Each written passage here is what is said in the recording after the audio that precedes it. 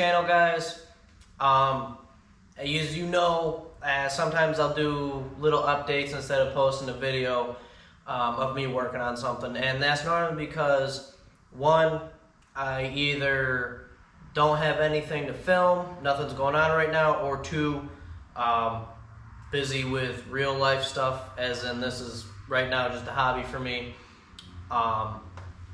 So yeah, this past week didn't really have a whole lot going on, had more real life stuff to deal with rather than being able to come out and hang out in the garage and work on some stuff. But I'm going to be taking a few measurements, trying to figure out how much tubing I need to purchase to start building the rear section of frame for this, the S10. Fair amount, nothing really new. I want to take the wastegate off here in the next few days and look into that, see what we can do there. Maybe I'll buy a new one and change it so I have a little bit of adjustability with my boost. But that's really where we're at. That's kind of my update, and that's because I wanted to transition into something and do a little bit of background for myself, so that way you do know that I do have a little bit of an idea of what I'm talking about. I'm a little late to the party, but this is mainly for me to put out on the internet, so that way in 2 to 3 years I can look back and go, see, I told you so, or you can come to me and go, see, you're an idiot. And these are going to be based on all feelings. There are no facts about this at all, but these are just my opinions and where I see the future of drag racing, this motorsport going. So I first want to start out by, if you're new here, I want to give you a little bit of background. I grew up at the drag strip. Probably since I was 6 years old, I've been at the drag strip, watching my dad race, watching my brother race juniors. At 8 years old, I got into a junior, and pretty much every single weekend since I was 8 all the way up till this season, I'm 21 now, I have raced every single weekend, or every single weekend allowed. I have traveled for racing, I've won, I've lost more than I've won, but drag racing is something I'm super passionate about. It is the only thing I have a passion for. Everything else I don't care about. I really don't. I'm not into politics, even though I probably should be with this climate we're in. But I can't talk political on here, or else this would probably get taken down. So that should fill you in on that one. Drag racing is the only thing I care about. In reality, it is my hobby, it's my passion. That's it. That's all I want to do. I want to race cars, I want to build race cars, I want to be around race cars and people like race cars. I love drag racing and race cars. That's it. That's it. And yes, of course, I like my family. Yeah, I love my family and things like that, but drag racing it's my hobby, it's my passion, it's what I care about. So getting that out of the way so you can understand that I'm not just some kid that got into it and now has an opinion on it. No, I have lived this, breathed it. This is who I am. Drag racing is me.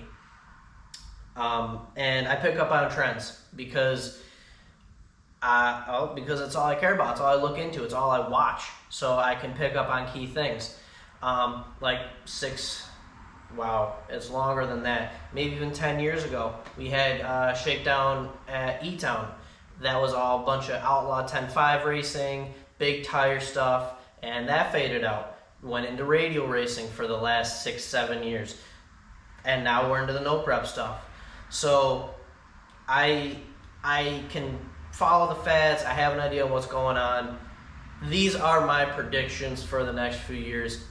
I am putting this out on the internet because I just want to show that I do know what I'm talking about when it comes to this stuff, and these are my predictions, so that way when they come true, I can look back and go, see, I told you guys. No one believed me, but these are what I got.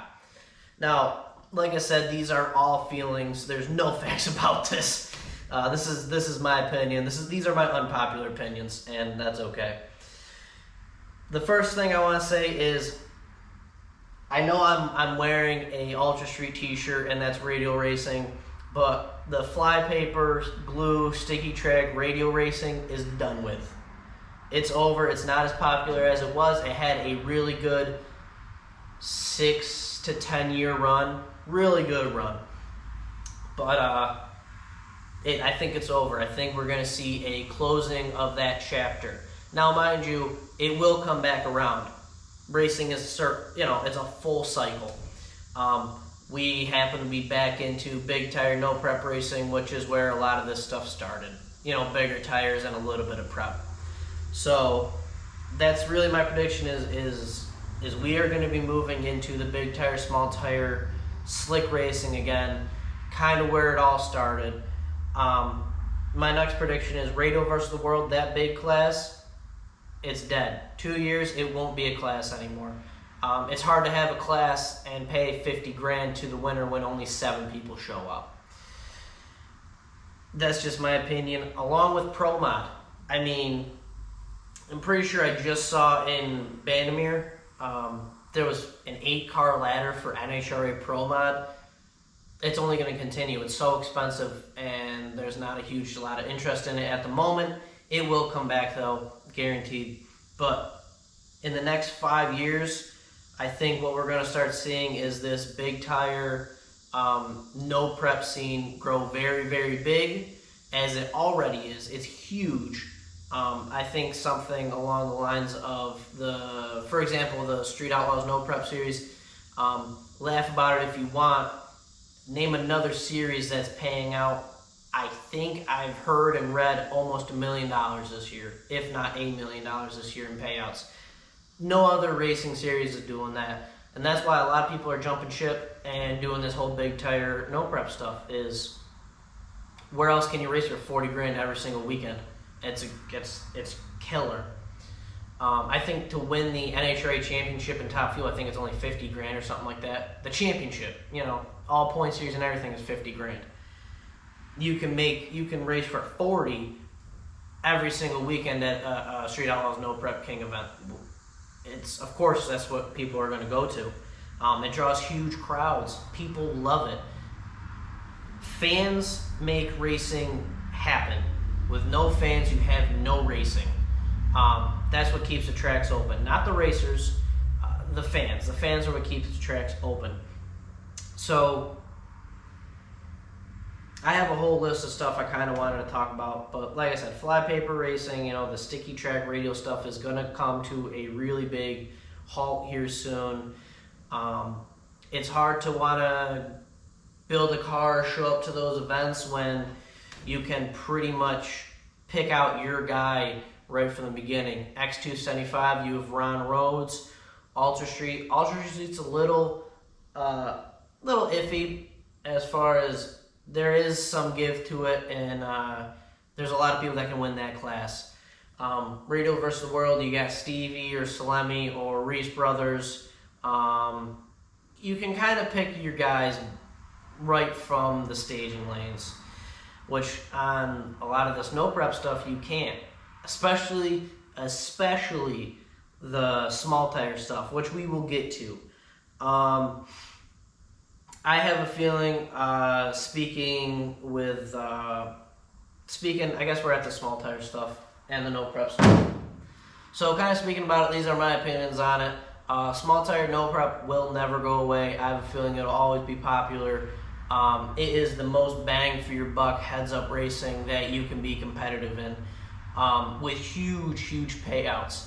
For example, Lyle Barnett, who has an NHRA legal pro mod.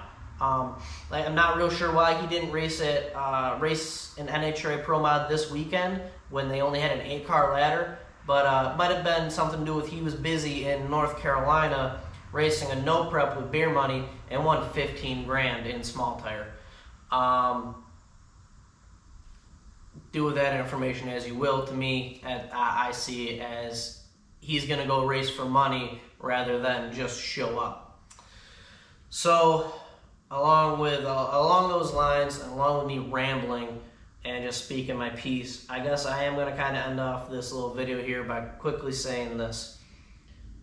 No prep's coming. It's already here, but the small tire no prep stuff is going to be here for a long, long time. We just had dig or die within the last month or two. 60 grand was split among 8 racers. Winner, Mike Gunter, I believe his name is Mike Gunter, won 30 grand with a small block Ford and a 2-stage kit with a single carb. I mean, you can't tell me that you can't build these cars affordably. You really, really can. It is not a 350 car that wins. You are a 430s, 420s. Even if you have a consistent 440 car, you will win these events. You will win the 15 grand, the 30 grand. Ty Ranger, right here in upstate New York, is having a no prep race. 32 cars show up. That is 10 grand to the winner. You would be silly to not build a car for small tire no prep right now. It is huge, and I don't see it going anywhere for the next 5, 6, 7 years. It'll get faster. Everything gets faster. And don't you think I'm hating on the radials? It's still really cool, and it will come back around. Like I said, it's a cycle. We started with big tire, went to small tire, now we're back at big tire. We will come back to small tire radial racing. I know we will. It's just going to take its time. Everything comes back around. But one thing that I think will stay competitive as far as fans and payouts is going to be this small tire, no prep stuff. I promise you. I promise if you... This is me being cocky, and I fully support this statement right here. If you give me a chance, a small chance, to run a no small tire, no preps campaign, like a race, and I was able to race for a year or two, in that, we will make money. There is money to be made. I promise. That's me being cocky. I feel super confident with that statement. You give me a chance and we'll make money at it, guaranteed. But I'm going to end this off here. Yeah, it's kind of an update, more or less me rambling, speaking my mind, because I want to put it out there. So that way in 5 years, when small tire no prep is still paying out 100 grand, 60 grand to winners, I'll be able to say I told you so. So I think that's it on my notes. Happy Wednesday. Yeah, that's about where I'm at. So I'm gonna end this video off here. Happy Wednesday. Thanks for listening to me ramble, and hopefully we'll see you at a no prep event coming here soon.